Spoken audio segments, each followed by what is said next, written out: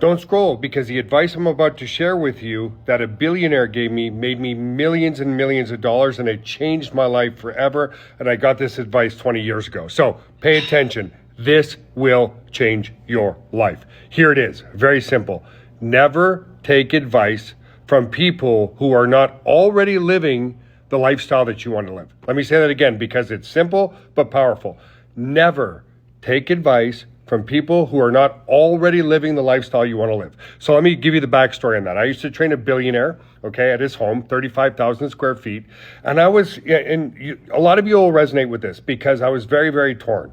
I had a very awesome relationship with my mother, but she was the uber conservative in our family, right? So when I told her I wanted to start my own business, especially on the internet, she's like, "Oh my God, Joel, are you kidding? You did cardiac rehab in school. You don't know anything about computers. You lost your mind," right?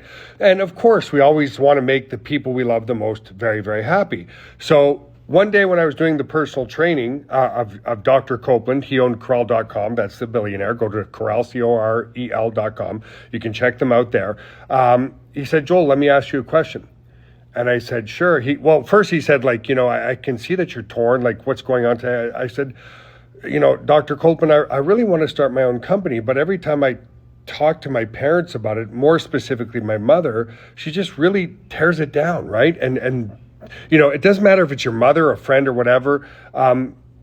That's the biggest thing that affects us now, right? Is we want the validation of others, and then, if you're an MLM or if you're in any home-based business, oh, that's stupid, that's, blah, blah, blah.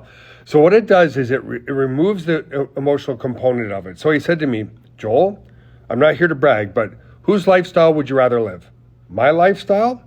And, you're sitting there in a 35,000 square foot home, or your mother's lifestyle. And I was like, "Without question, your lifestyle." He goes, "Well, good. Remove the emotional component of wanting your mom's validation."